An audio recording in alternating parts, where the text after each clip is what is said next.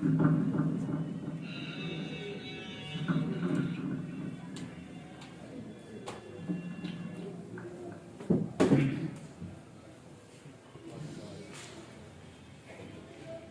علیکم ورحمۃ اللہ وبرکاتہ۔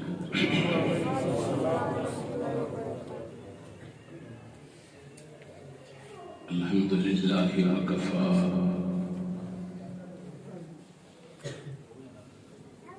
وسلام علی عبادہ الذین اصطفی۔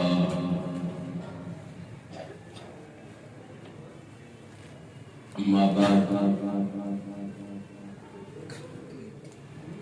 فاعوذ باللہ السمیع العلیم من الشیطان الرجیم۔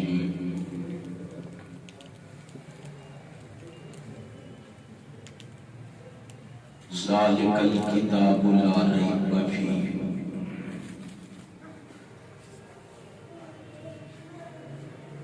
صدق اللہ مولانا العظیم۔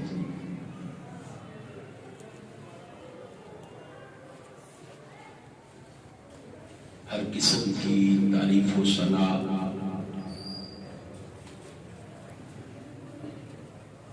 ہر طرح کا شکر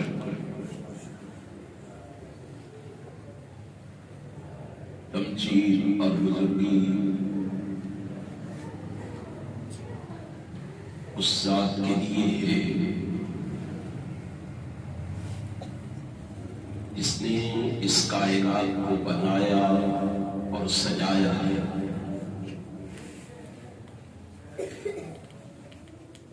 جو ساری کائنات کا خالق، مالک، رازق اور قادر ہے،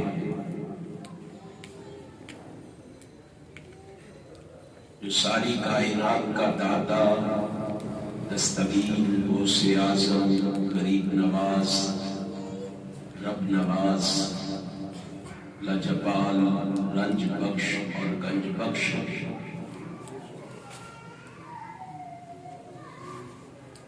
جو ساری کائنات کا حاجت روا، مشکل کشا، بگڑی بنانے والا،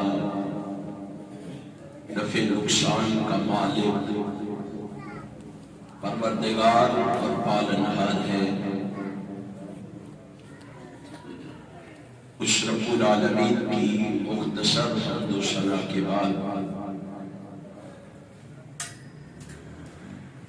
درود و سلام رحمت کائنات کے لیے،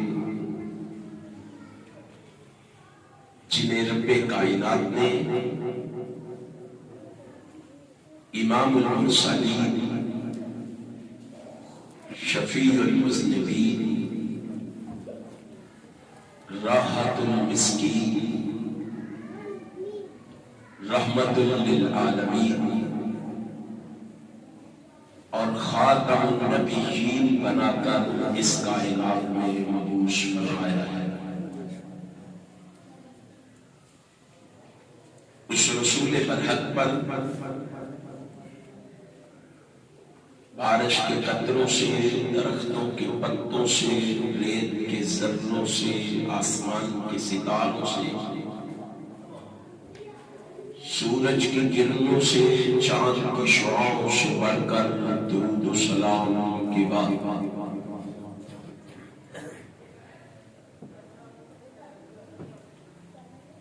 انتہائی قابل صد احترام علماء کرام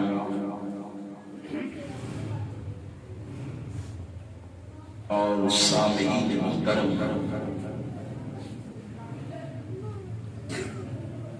میں اللہ کے شکر کے بعد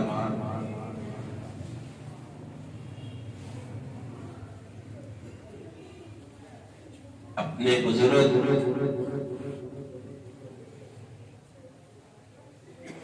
مولانا قاری محمد طیب بھٹوی حفظہ اللہ کا بھی شکریہ ادا کرتا ہوں، جنہوں نے مجھے آپ جیسے نیک لوگوں کی زیارت کا شرف بخشا ہے۔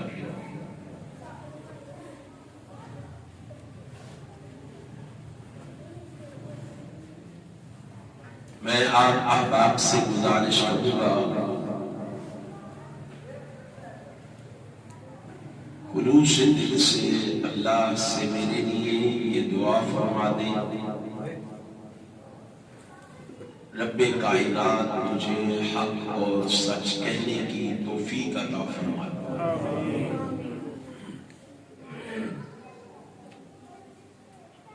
پھر میرے سمیت اپنے لیے بھی دعا فرما لیں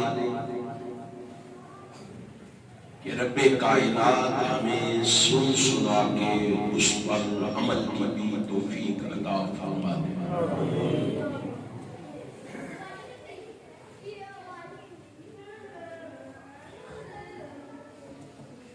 خوش قسمت ہیں وہ لوگ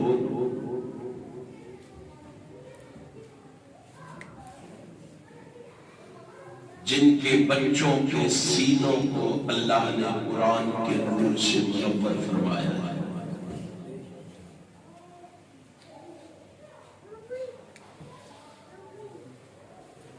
خوش قسمت ہیں وہ ماں باپ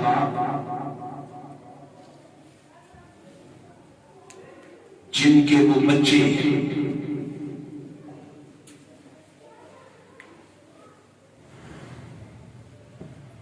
خوش قسمت ہے وہ معلم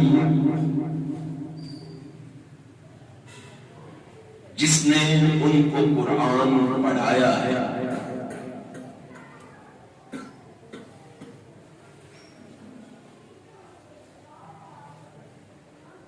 الہ العالمین،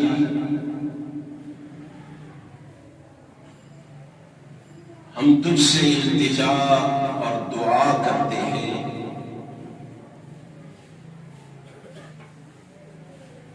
تو ان بچوں کو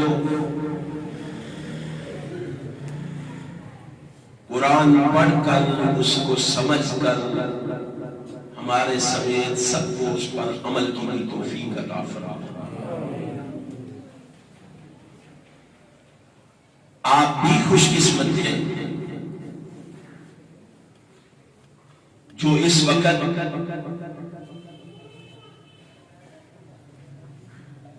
اپنے کام کاج چھوڑ کر اپنی مصروفیات کو ترک کر کے اللہ کے گھر میں تشریف فرما لیں۔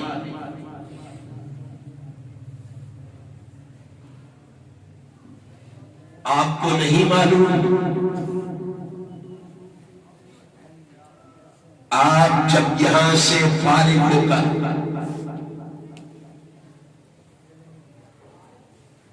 واپس اپنے گھروں کو لوٹیں گے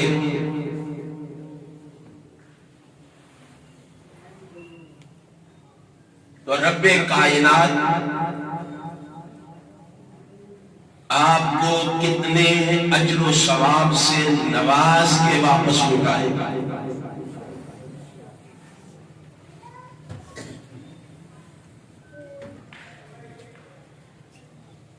ہر وہ شخص خوش قسمت ہے جو کتاب و سنت سے جڑ گیا،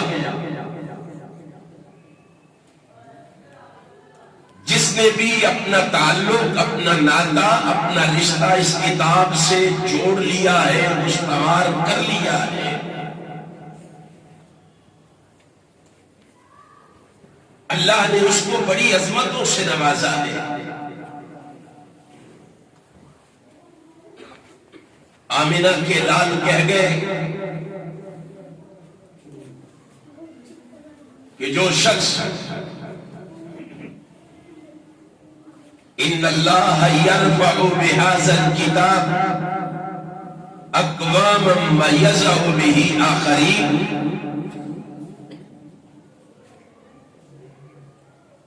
جو لوگ اس کتاب سے جڑ جاتے ہیں، جو قومیں اس کتاب سے تعلق قائم کر لیتی ہیں، ان قوموں کو اللہ زمین کی پستیوں سے اٹھا کے آسمان کی بلندیوں پہ پہنچا دیتے ہیں۔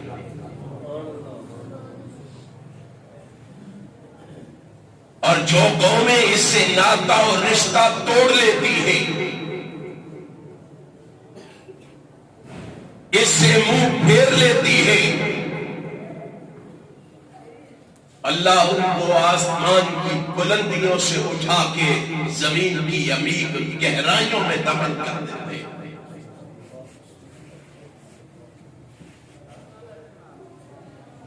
کتنے خوش قسمت ہیں وہ ماں باپ جن کے یہ بچے ہیں، کتنے خوش نصیب ہیں آپ جو یہاں تشریف فرما ہیں۔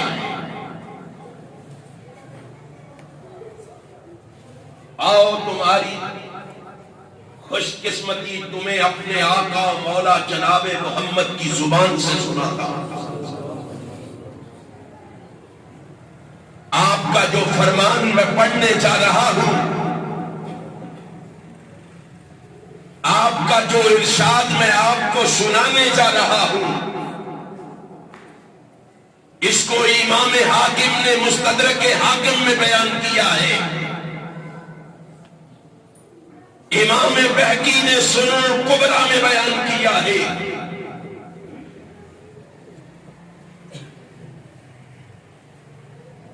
امام کائنات حضرت محمد الرسول اللہ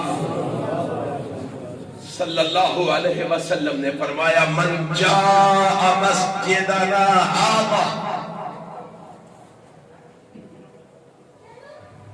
جو کوئی اس مسجد میں اس غرض سے آیا، اس سوچ سے آیا، اس فکر سے آیا، اس لگن سے آیا، اس طلب سے آیا،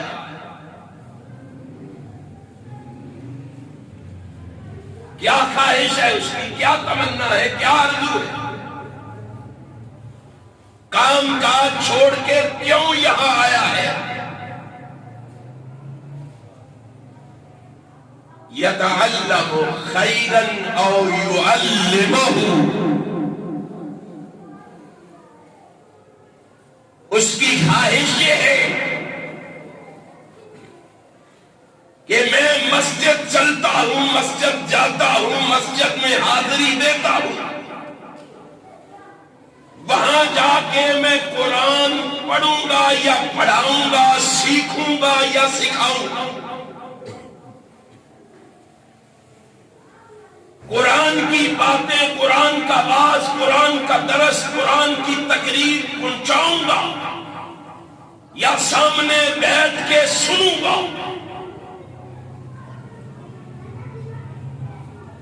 قاری صاحب قرآن پڑھائیں گے یا بچے بیٹھ کے پڑھیں گے؟ اس غرض سے مسجد میں آنے والا شخص خوش ہو جائے۔ آقا کائنات فرماتے ہیں، رحمت کائنات کا ارشاد گرامی ہے، آپ نے فرمایا جب وہ بندہ پڑھ کے یا پڑھا کے، سمجھ کے یا سمجھا کے، سیکھ کے یا سکھا کے فارغ ہو کے مسجد سے نکلنے لگتا ہے، اللہ کہتا ہے میرے محبوب یہ جا رہا ہے، شاید اس کے ذہن میں صرف یہ ہو کہ میں نے قرآن پڑھا ہے، ایک رکوع پڑھا ہے، ایک صفحہ پڑھا ہے یا ایک سپارہ پڑھا ہے، اس کے ایک لفظ کے بدلے مجھے صرف 10 نیکیاں ملی ہے، ایک لفظ کے بدلے میں 10 نیکیاں پا کے جا رہا ہوں۔ نہیں، اے میرے محبوب، قرآن کے الفاظ پڑھنے کی وجہ سے اسے وہ 10 نیکیاں تو ملنی ہی ملنی ہے، اس کا مسجد میں آ کے قرآن کو سیکھنا اور سکھانا مجھے اتنا پسند آیا ہے، یہ بندہ مجھے اتنا پیارا لگا ہے، اس بندے پہ مجھے اتنا پیار آیا ہے، فَهُوَ الْمُجَاهِدُ فِي سَبِيلِ اللَّهِ، اس کو کہو جتنا ثواب میں اس مجاہد کو جو جہاد کی غرض کے لیے اپنی سرحدوں کا رخ کرتا ہے، وہاں جا کے مشکلات میں، مصائب میں آلام اور دکھ اٹھاتا ہے، فرمایا جتنا ثواب میں اس سرحد پہ جہاد کرنے والے مجاہد کو دیتا ہوں، اتنا ہی ثواب میں اس کو دے کر بھی مسجد سے باہر نکلنے اندازہ فرمائے ذرا، اس خوش قسمتی کا اندازہ فرمائیں۔ کبھی تنہا بیٹھ کے غور و فکر کریں، آج اس کتاب کے پڑھنے اور پڑھانے کا ہمارے پاس وقت نہیں رہا۔ آج ہم نے اس کو حریر و ریشم کے غلافوں میں لپیٹ کر گھروں میں پرچتیوں پہ سجا کے رکھ دیا ہے، اور ہم نے سمجھا ہے کہ یہ کتاب شاید حریر و ریشم کے غلافوں میں لپیٹنے کے لیے آئی ہے۔ ہم نے سمجھا ہے کہ شاید یہ کتاب صرف چومنے اور چاٹنے کے لیے آئی ہے۔ ہم نے سمجھا ہے کہ شاید یہ کتاب بیٹیوں کو جہیز میں دینے کے لیے آئی ہے۔ ہم نے سمجھا ہے کہ شاید یہ کتاب مردوں کو بخشوانے کے لیے آئی ہے۔ ہم نے سمجھا ہے کہ شاید یہ کتاب عدالتوں میں جھوٹا اٹھانے کے لیے آئی ہے، اور ہم نے یہ سمجھا ہے کہ شاید یہ کتاب تعویذ بنانے کے لیے آئی ہے، لوگوں کو کھول کھول کے پھیلانے کے لیے۔ آسمان والے نے کہا نہیں،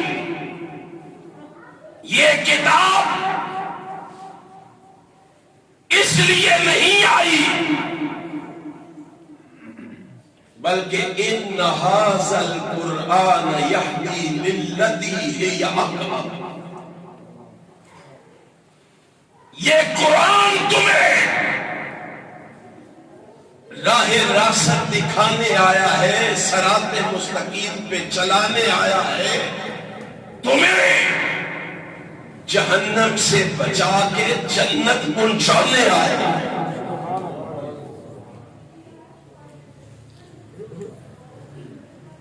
آج آپ کسی سے کسی منزل پر پہنچنے کے لیے راستے کا سوال کرے نا،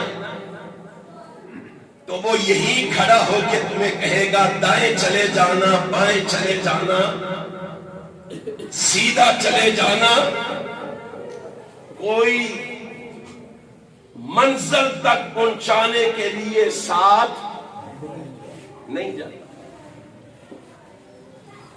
اور قرآن ایک ایسی کتاب ہے جو اپنے ساتھ تعلق قائم کرنے والے کو صرف راستہ نہیں بتاتی، بلکہ قرآن ایک ایسی کتاب ہے جو بندے کو سیدھا جنت چھوڑ کے آتی۔ ہمیں یقین ہی نہیں رہا، ہمیں اعتماد ہی نہیں رہا، اس لیے ہم نے اس کو پسے پش ڈال دیا۔ یہ مساجد، یہ مدارس کیوں ویران ہے؟ آج ہمارا ان سے ایسا تعلق، ناطہ اور رشتہ کیوں نہیں رہا؟ جیسا کبھی ہمارے اکابر و اسلاف کا ہوا کرتا تھا۔ ہمیں اس کی عظمت کا، اس کی رفعت کا، اس کی معرفت و بلندی کا پتہ ہی نہیں۔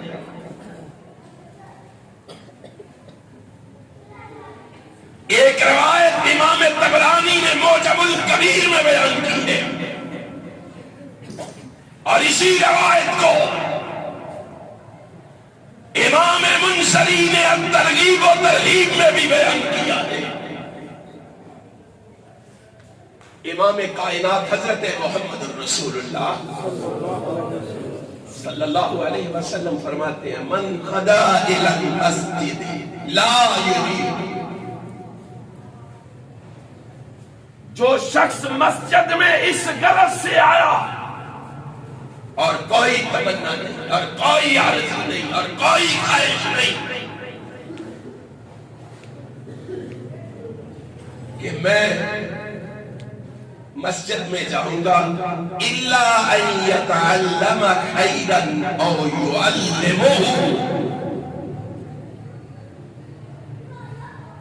وہاں جا کے میں قرآن سنوں گا یا قرآن سناؤں گا، قرآن پڑھوں گا یا قرآن پڑھاؤں گا، قرآن سیکھوں گا یا قرآن سکھاؤں گا، لا یرید، کوئی اور خواہش نہیں۔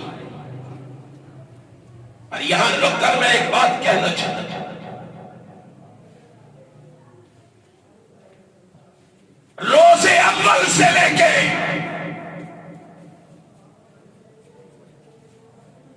ماضی قریب تک اہل حدیث کے اسٹیج سے،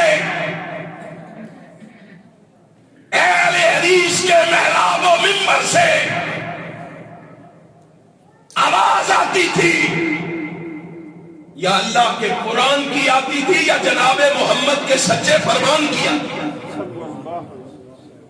آج تمہارے اسٹیجوں سے کہانی اور قصے، موضوع اور منگڑت روایات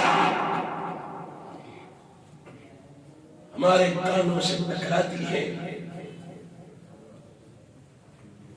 کیا کہیں آج ہم کدھر کے کدھر نکل گئے، کدھر سے کدھر چلے گئے۔ ہم نے دیکھا صدیق کے دور سے لے کر سید نذیر حسین محدث دہلوی تک، سید نذیر حسین محدث دہلوی سے لے کر سید داؤد غزنوی تک، مولانا محمد اسماعیل سلفی تک، مولانا محمد اسماعیل سلفی سے لے کر علامہ احسان الہی ظہیر شہید تک، رحمت اللہ تعالی علیہ رحمہ اللہ، ہمارے محراب و منبر سے یا قرآن کی آواز آتی تھی یا جناب محمد کے سچے فرمان کی آواز۔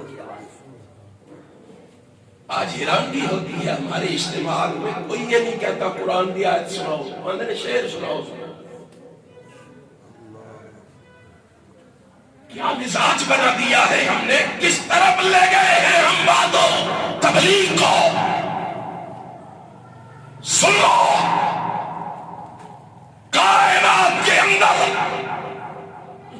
تبدیلی، انقلاب شعر و شاعری سے نہیں آئے گا، جب بھی انقلاب آئے گا یا رب کے قرآن سے آئے گا یا محمد کے سچے فرمان سے آئے گا صلی اللہ علیہ وسلم۔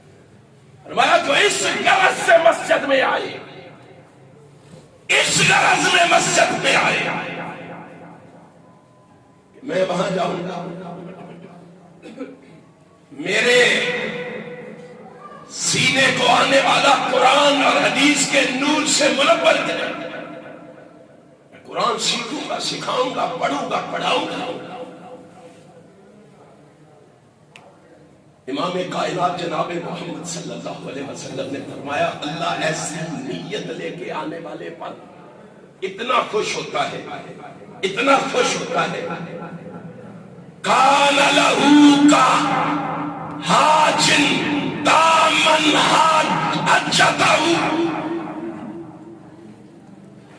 امام کائنات جناب محمد صلی اللہ علیہ وسلم، اللہ کہتا ہے میرے محبوب اس بندے کو مسجد سے نکلنے سے پہلے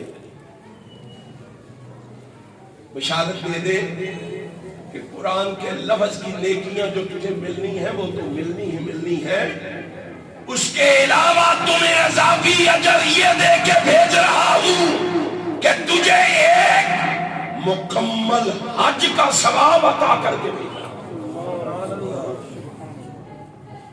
کان لہو کاجر حاج تامن حجتہ.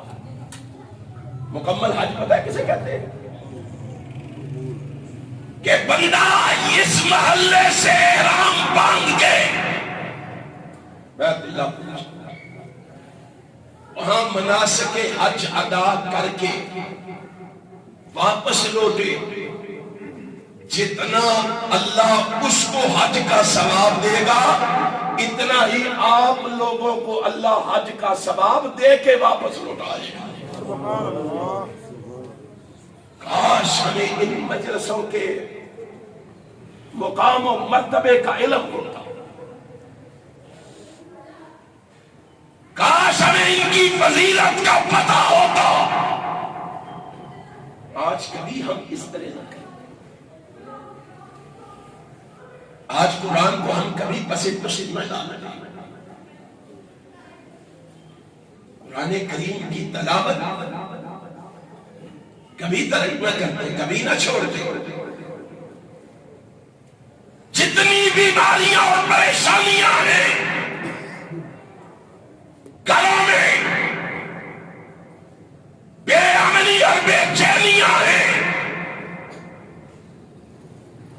ان کی ایک وجہ یہ بھی ہے کہ ہمارے گھروں سے قرآن کی تلاوت کی آواز نہیں آتی.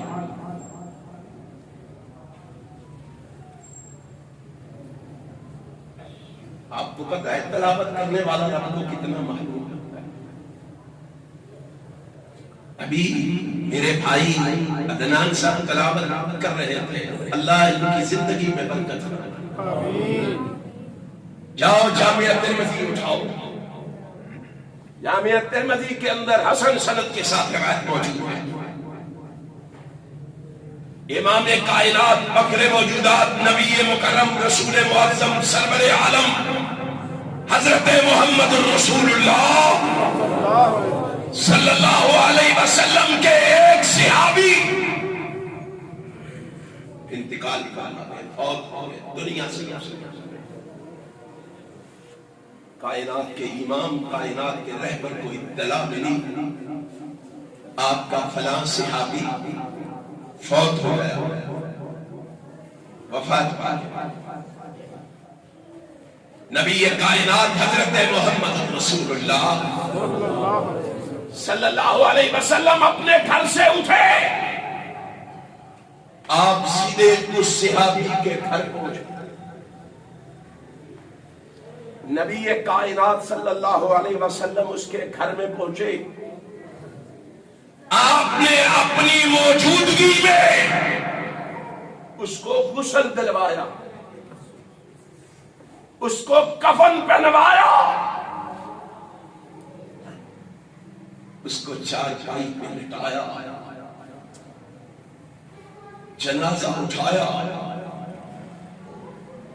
صحابہ کہتے ہم دیکھ کے حیران ہو گئے کہ جہاں اس خوش قسمت کی میت کو صحابہ کندھا دے رہے تھے، ہم نے دیکھا آمنہ کے لال بھی کندھا دے رہے تھے. وہ صحابہ کتنے خوش قسمت ہیں، کتنے خوش بخت ہیں، کتنے خوش نصیب ہیں جن کے جنازوں کو کندھا جناب محمد دیتے ہیں. ظالموں، ان صحابہ کے ایمان کے کیڑے نکالتے ہو، ان صحابہ کو تال و تشریح کا نشانہ بناتے ہو، ان صحابہ کو گالیاں دیتے ہو. جن کے بارے میں آسمان کے خالق و مالک نے اپنی کتاب میں کہا ورضوان من اللہ اکبر. صحابہ وہ ہیں جنہیں اللہ نے بہت بڑی نعمت سے نوازا ہے. وہ بہت بڑی نعمت کیا ہے؟ اللہ کی رضامندی. اللہ کی رضامندی کی نعمت. کوئی ہے دنیا میں جو یہ دعویٰ کرے کہ دنیا کی زندگی میں اس کے ہاتھ میں اللہ کی رضامندی کا ٹکٹ موجود ہو؟ لاؤ، کوئی لا کے دکھاؤ جسے دنیا کی ہاں انشاءاللہ مجھے اور آپ کو اللہ کی رضامندی کا ٹکٹ دیا جائے گا، لیکن کب؟ جنت میں جائے گا. صحیح البخاری میں حدیث ہے، ابو شیخ خدری رضی اللہ تعالی عنہ اس حدیث کے راوی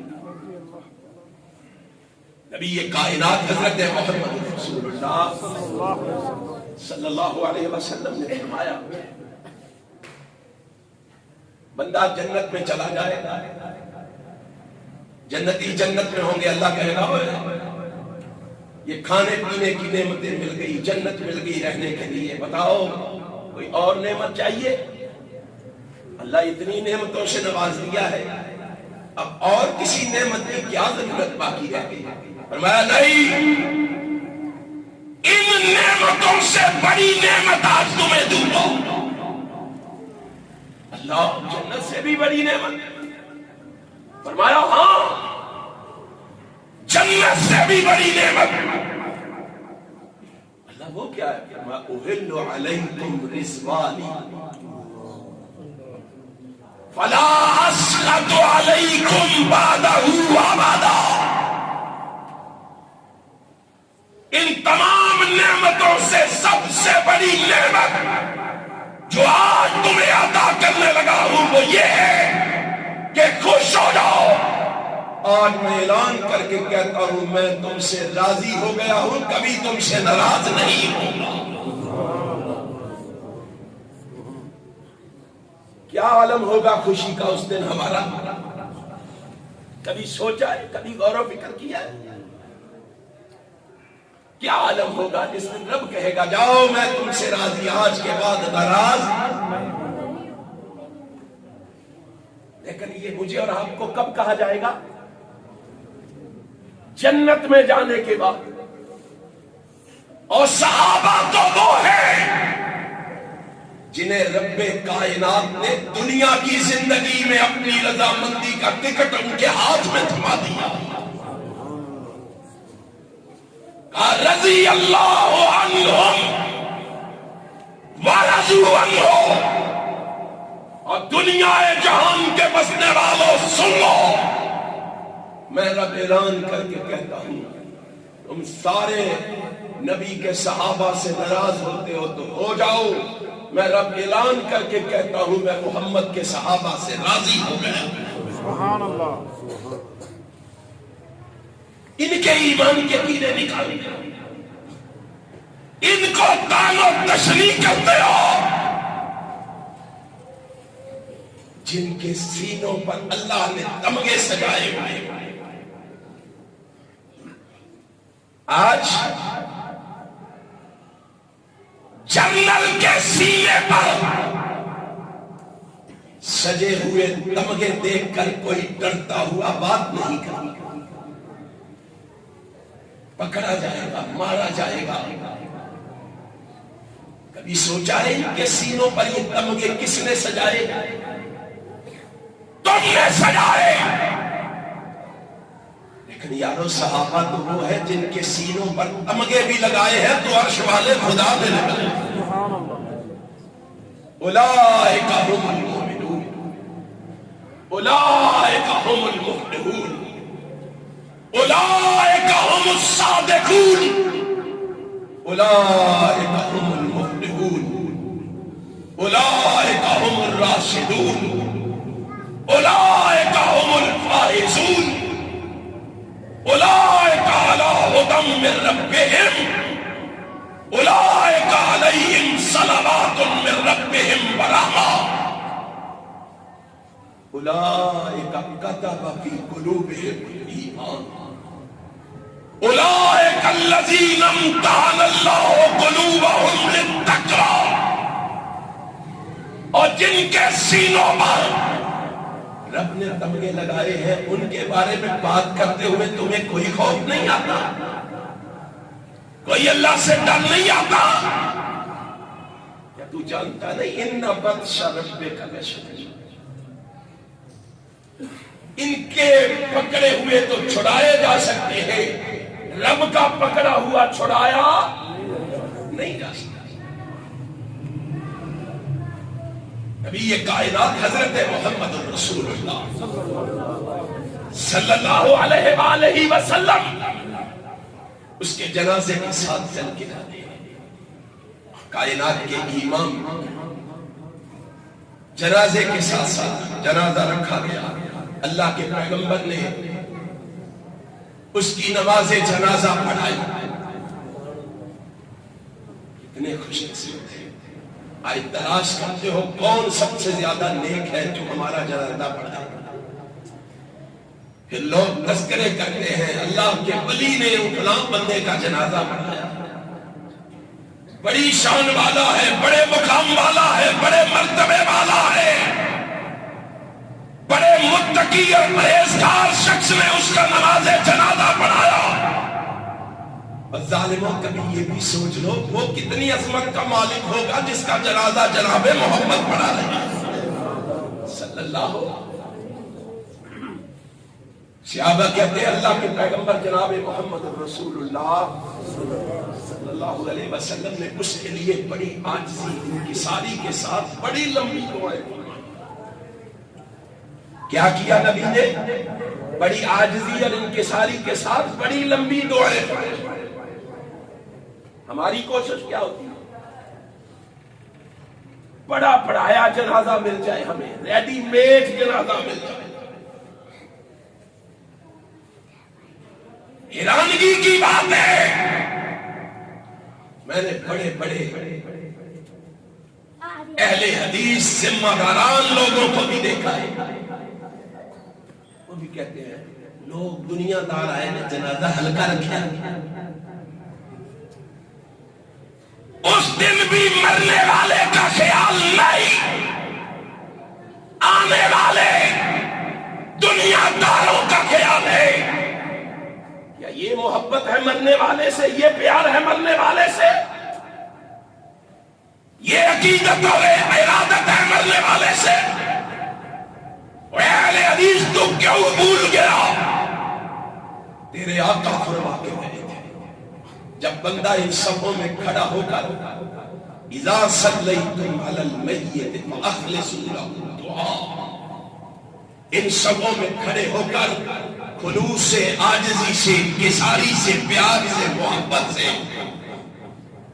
اللہ سے ملنے والے کے لیے دعا کرتا ہے، وہ بندہ اللہ کو اتنا پیارا لگتا ہے، اتنا محبوب لگتا ہے کہ نماز جنازہ پڑھ کے فارغ ہوتا ہے، اللہ کہتا ہے محبوب اس آنے والے کو بشارت دے، تو نے جس خلوص سے دعائیں مانگی ہیں، جس پیار اور محبت سے تو نے دعائیں مانگی ہیں، مجھے اتنا اچھا لگا ہے، میں اتنا خوش ہوا ہوں، میں نے اس کے بدلے تیرے نامہ اعمال میں احد پہاڑ کے برابر ثواب لکھ دیا۔ اندازہ فرمائے ہماری سوچ کیا ہے، ہماری اور حیرانگی ہے، اب بات آئی ہے تو کہہ دیتا ہوں، جو لوگ کچھ نہیں نہ پڑھتے، کچھ نہیں پڑھتے جنازے، ان کے بڑوں نے بھی لکھا ہے، ان کے بڑوں نے، ہمارے سنی بھائی جو جھٹکا دیتے ہیں، جھٹکا ایک لمحے میں نماز جنازہ پڑھ کے فارغ، ان کے ہی مجدد دین و ملت اعلیٰ حضرت احمد رضا نے ایک چھوٹا سا رسالہ لکھا ہے جس کو کہتے ہیں وصایا شریف، اس میں امام احمد رضا نے کچھ وصیتیں لکھی ہیں، جاؤ پڑھو، دیکھو، ان کا مطالعہ کرو، تمہیں حقیقت کا علم ہو۔ اہل حدیث کو گالی دینے سے پہلے، میرے مسلک پہ طعن و تشنیع کرنے سے پہلے، میرے مسلک کے بارے میں بازاری زبان استعمال کرنے سے پہلے اپنے امام کی وصیت پڑھ۔ امام صاحب نے وصیت لکھی، کیا وصیت لکھی؟ بیٹے کو بلا کے کہا، بیٹا میں نے اپنی کتاب میں جنازے کی 14 دعائیں لکھی ہیں۔ کتنی؟ پہلے حدیث کتنی پڑھ لیتے ہیں؟ زیادہ سے زیادہ 5-6 دعائیں پڑھ لیتے ہیں۔ اس لیے ان کو کہتے ہو جی تھام آچڑیا سانو جنازے کھلوا۔ سنو امام احمد رضا کی بات، اس نے وصایا شریف میں لکھا، اپنے بیٹے احمد رضا کو کہا، بیٹا میں نے جنازے کی 14 دعائیں لکھی، میں مر جاؤں، میرے بعد اگر تو جنازہ پڑھانا چاہے تو یاد رکھ، میرا جنازہ تب تو پڑھا سکتا ہے اگر تجھے یہ 14 دعائیں آتی۔ اپنے من میں ڈوب کے پا جا سراغ زندگی، ہمارا نہیں بنتا نہ بن، اپنا تو بن۔ احمد رضا نے کہا میرا جنازہ اگر پڑھانا چاہے تب پڑھا سکتا ہے جب 14 دعائیں تمہیں یاد ہو۔ اس نے کہا بابا اگر 14 دعائیں مجھے نہ آتی ہو تو پھر؟ فرمایا اگر 14 دعائیں تمہیں نہیں آتی نا تو مولوی امجد بہار شریعت والے کو یہ 14 دعائیں میں نے یاد کروائی ہے، اس کو 14 دعائیں یاد ہیں۔ اگر تجھے نہیں آتی تو امجد سے کہنا، مولوی امجد سے کہنا وہ میرا جنازہ پڑھا۔ ذرا سوچو تو صحیح، غور و فکر کرو تو صحیح۔ آج تم نے جنازے کو کیا بنا دیا ہے؟ اپنے بڑوں سے پوچھ لو، اپنے بڑوں سے نماز جنازہ سیکھ لو۔ کائنات کے امام، کائنات کے رہبر، کائنات کے رہنما، کائنات کے پیشوا، کائنات کے مقتدا جناب محمد رسول اللہ صلی اللہ علیہ وسلم نے نماز جنازہ پڑھی۔ سنن ابی داؤد میں ہے کہ حضرت عوف نے کہا تھا کائنات کے امام کے پیچھے نماز جنازہ پڑھ کے، اس نے کہا آج میری خواہش یہ ہے، تمنا یہ ہے، کاش یہ جنازہ میرا ہوگا اور جناب محمد میرے لیے دعائیں فرما لیں گے۔ اس عاجزی سے رسول اللہ دعائیں مانگا۔ نبی پاک صلی اللہ علیہ وسلم نے جنازہ پڑھایا، صحابہ نے کہا اب رسول اللہ جنازہ پڑھا چکے ہیں، گھر چلے جائیں گے، ہم دفنا کے آ جائیں گے۔ 4 پائی اٹھائی گئی، قبر کی طرف لے جائی۔ صحابہ 4 پائی لے کے جا رہے، پیچھے مڑ کے دیکھا جناب محمد پیچھے پیچھے آ گیا۔ رحمت کائنات صلی اللہ علیہ وسلم پیچھے پیچھے قبر میں تشریف لائے۔ صحابہ نے اس کو پکڑ کے قبر میں اتارا، قبر میں نیچے اتارا۔ صحابہ مٹی ڈالنے لگے، آگے فرماتے ہیں رک جاؤ، رک جاؤ۔ صحابہ رک گئے۔ صحابہ کہتے ہیں اللہ کی قسم ہم نے دیکھا جناب محمد خود قبر میں اتر گئے، کائنات کے امام خود قبر میں اترے۔ نبی پاک صلی اللہ علیہ وسلم اس کو پکڑ کے درست کرتے ہیں، ساتھ اللہ سے بار بار عرض کرتے ہیں رحمک اللہ رحمک اللہ رحمک اللہ، اللہ اپنے اس بندے اور میرے اس امتی پہ رحم کرنا، اللہ اس کے ساتھ آسانی والا معاملہ کرنا۔ نبی کائنات حضرت محمد رسول اللہ صلی اللہ علیہ وسلم اسے درست کر کے باہر تشریف لائے، صحابہ نے مٹی ڈالی، رسول اللہ نے مٹی ڈالی، امام کائنات حضرت محمد رسول اللہ صلی اللہ علیہ وسلم قبر پہ کھڑے ہو کے بھی کہہ رہے ہیں رحمک اللہ رحمک اللہ رحمک اللہ، بار بار اس کے لیے دعا۔ صحابہ حیران ہو گئے، آج ماجرا بڑا عجیب جا ہوا، اس کے کفنانے میں، اس کے نہلانے میں، اس کے دفنانے میں، اس کی نماز جنازہ میں خود رسول اللہ صلی اللہ علیہ وسلم موجود تھے۔ ماجرا کیا ہے؟ صحابہ حیران پریشان ہیں، اس کا کون سا ایسا عمل ہے جو اللہ کے پیغمبر کو اتنا پسند آیا ہے کہ کائنات کے امام اس ترتیب کے ساتھ آخری وقت تک اس کے ساتھ ہے؟ ذرا سینے کے دروازے کھولو اور جواب سنو۔ صحابہ نے سوال کیا رسول اللہ سے، نبی کائنات نے جواب دیا۔ کائنات کے امام نے کہا پوچھتے ہو میں نے اس کے لیے اتنا اہتمام کیوں کیا ہے؟ کائنات کے امام نے کہا کان طلاء للقرآن، اس کی ایک ہی خوبی مجھے پسند ہے اور وہ یہ ہے کہ یہ تم سے سب سے زیادہ قرآن کی تلاوت کرنے والا ہے، قرآن کریم کا پڑھنے والا ہے۔ سوچو کتنا مقام ہے، کتنا مرتبہ ہے، کتنی عظمت ہے، کتنی رفعت ہے۔ اس قرآن سے ہم نے ناکا اور رشتہ توڑ لیا ہے۔ اپنے بچوں کو قرآن پڑھانے کے لیے تیاری نہیں ہے، کیا سوچ ہوئی ہے ہماری؟ قرآن پڑھا کے لوگ سمجھتے ہیں کیا ملے گا، کیا حاصل ہوگا؟ ان سنگوں میں بیٹھ کے یہ قرآن پڑھیں گے تو کیا ملے گا؟ ہم تو اپنے بچوں کو کسی اچھے سکول میں، کسی اچھے مدرسے میں پڑھائیں گے، یہاں پڑھا کے کیا کریں؟ بادشاہ روٹی شوٹی کا مسئلہ ہے کہ قرآن پڑھ کے کی کریں گے، کھان کے کی،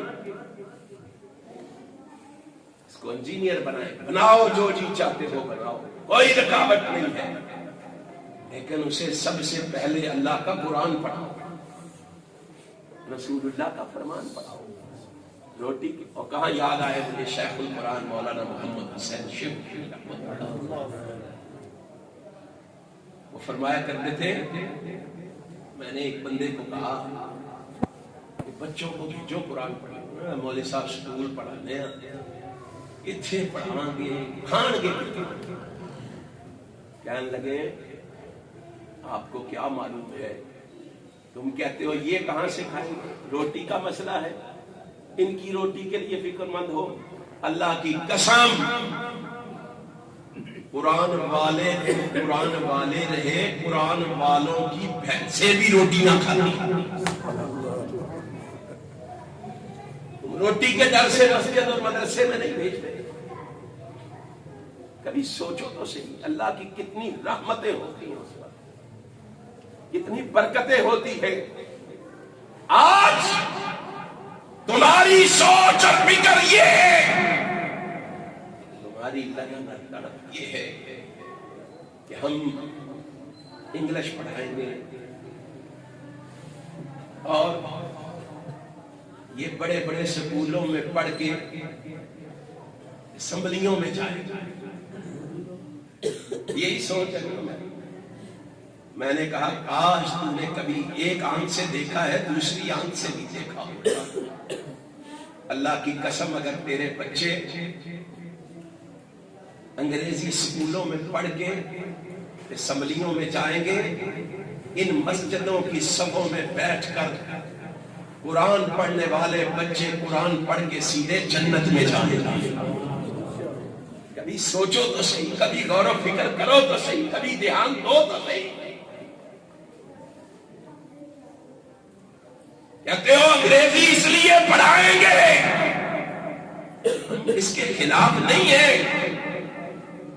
ظلم یہ ہے، ستم یہ ہے کہ تو انگریزی کو پڑھاتا ہے، قرآن نہیں پڑھاتا۔ اور یہی وجہ ہے وزیر مشیر قرآن کی ایک چھوٹی سی سورت پڑھنے کی بھی ہمت، قل ہو اللہ بھی پڑھنی نہیں آتی، کہلاتے مومن ہیں، مسلمان ہیں، شرم نہیں آتی۔ کہتے ہیں جی ہم ان کو ان سکولوں میں پڑھا کے بڑے بڑے لوگوں کے جانشین بنائیں گے۔ میں نے کہا وہ بڑے لوگ ہیں کون جن کے جانشین بنانا چاہتے ہو؟ کہنے لگے نواز شریف صاحب، زرداری صاحب، عمران خان صاحب۔ میں نے کہا بس او خدا کے بندو، ان مسجدوں میں بھیجو، ان سبوں پہ بیٹھ کے قرآن پڑھنے والے جانشین بنے گے تو ساری کائنات کے سردار جناب محمد کے بن گے۔ اس سے بڑا واقعہ تو دکھاؤ۔ کبھی سوچو، آؤ آج ضرورت ہے اس لا ریب کتاب کے ساتھ وابستگی اختیار کرنے کی۔ آج ضرورت ہے ان مدارس کو آباد کرنے کی۔ آج ضرورت ہے قرآن کریم کی تعلیم کو عام کرنے کی۔ اگر ہم صحیح معنوں میں قرآن و سنت سے جڑ جائیں، قرآن و سنت سے ناطہ و رشتہ استوار کر لے، اللہ کی قسم آج بھی ہم پر اللہ کی رحمتوں کا نزول ہو سکتا ہے، آج بھی اللہ کی رحمتیں ہم پر برس سکتی ہیں۔ لیکن ہمیں اپنے آپ کو قرآن و سنت سے جوڑنا ہوگا۔ اللہ سے دعا ہے جو ٹوٹے پھوٹے الفاظ میں نے آپ احباب کے سامنے بھی گزارشات رکھی ہیں، اللہ میرے سمیت آپ سب کو اس پر عمل کی توفیق عطا فرمائے۔ میرے بھائیوں کی محنت کو اللہ